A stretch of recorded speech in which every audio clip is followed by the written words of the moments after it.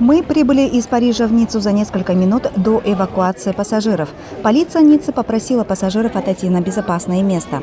Поводом для эвакуации людей стало обнаружение бесхозного багажа на территории вокзала. После теракта в Ницце полицейские усилили контроль и удвоенно реагируют на любые сообщения о подозрительных вещах. Еще неделю назад английская набережная курортного города Ниццы была заполнена туристами. Теперь на этом месте молчаливые люди с болью, со слезами на глазах, с цветами и игрушками в руках. Огромные груды цветов, зажженные свечи, записки и фотографии погибших прикрывают застывшую кровь на асфальте. Но все кровавые следы событий 14 июля невозможно прикрыть букетами белых роз. Около 2 километров популярной среди жителей и туристов английской набережной закрыты для езды автотранспорта.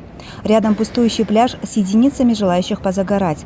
Каждые несколько метров на асфальте можно увидеть застывшую кровь жертв трагедии в вечер национального праздника Франции Дня взятия Бастилии.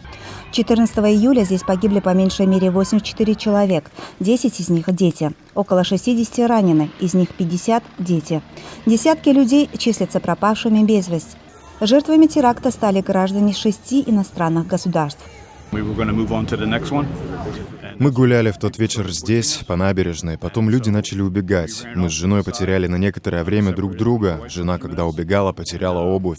Мы видели грузовик, который убивал. Мы вернулись к отелю, тут на трассе был раненый ребенок, 10-12 лет. Он тоже умер. Мы были в шоке. Это наш второй приезд во Францию. Мне здесь нравится и собираюсь еще вернуться. Мы обязательно вернемся в Ниццу, потому что нужно продолжать туризм. Мы будем приезжать как туристы.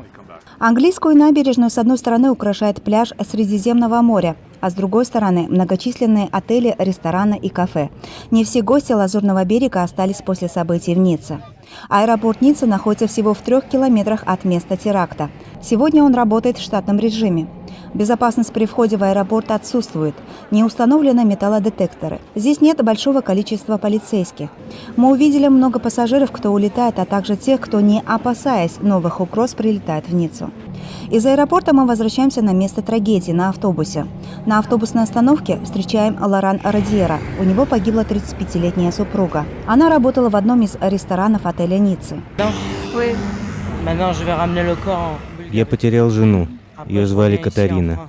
Она должна была пойти на набережную с дочкой, но дочка болела, и жена поехала туда с подругой. И жена, ее подруга, погибли. Сейчас мне надо отвезти ее тело в Болгарию и похоронить. Мы из Болгарии. Потом вернусь обратно во Францию, чтобы работать. Это хуже, чем трагедия. Может, завтра я покончу с собой. Это же моя жена. У нас 2 детей, 5 лет и 3 года. Автобусные остановки Ниццы расклеены объявлениями о поиске пропавших людей вечер 14 июля. Среди тех, кого ищут, граждане Украины, Эстонии, Франции и других стран.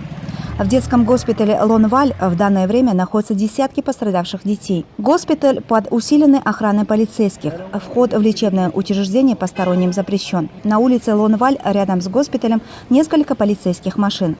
Местные жители Ниццы пребывают в шоке после теракта. Нападавший 31-летний житель Франции тунисского происхождения Мухаммед Лахуаедж Булель. Его опознали по документам. В момент нападения они были при нем.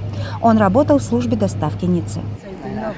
Мы были сильно шокированы событиями. Мы принесли цветы, чтобы положить туда, на место гибели людей. Мы не знаем, кто умер, а кто остался в живых. Может, среди них есть наши знакомые. Мы постоянно думаем. Не можем не думать. Город стал другим, мы не знаем, что будет дальше, какие последствия еще будут, чего ожидать. Но мы не боимся, не надо показывать им, что боимся. Не надо бояться, если жизнь даже закончится. Бояться не будем никогда. Жители Ниццы, владельцы ресторанов и отелей в неофициальной беседе говорят об оттоке туристов из курортного города. Но официально ни один из представителей отеля и ресторана не согласился дать комментарий. Однако на первый взгляд бросаются закрытые бары, пустые залы ресторанов с единицами посетителей, опустевшие холлы отелей. Российских туристов, которых в Ницце обычно много, мы почти не встретили, кроме одной пары. И вот после тех событий вы не захотели покинуть Ниццу? Нет. А почему? Это везде может быть, не только в Ницце. Угу. То есть не испугались, получается, да? Нет, я испугался, но, понимаете, как бы бежать отсюда, а куда бежать? В другом месте также может получиться. А вы сами здесь были в то время, когда этот инцидент произошел? Мы здесь были, как раз вот здесь вот как раз мы были. Но мы минут за 5 ушли. Вы с семьей приехали? Да, с семьей. Но вы в тот самый момент, здесь же дети тоже пострадали, да? да. Ну, я как бы не знаю, но слышал. Но вы не задумались, да, уехать? Нет. А вы хотите вернуться еще раз в Ниццу? Ну, в общем-то, да. Мари Клод – хозяйка маленького магазина сумок рядом с вокзалом Ниццы. Она считает, что спада в торговле после теракта в Ницце пока еще не наблюдается. Сейчас торговля вроде бы такая же, как и раньше. Пока прошло слишком мало времени, чтобы сказать, уменьшилась она или нет. Пока в торговле все так же. Покупки продолжаются. Конечно, события всех шокировали. Мы грустим, но жизнь продолжается. Гюлясаль Камолова, Ницца, Франция.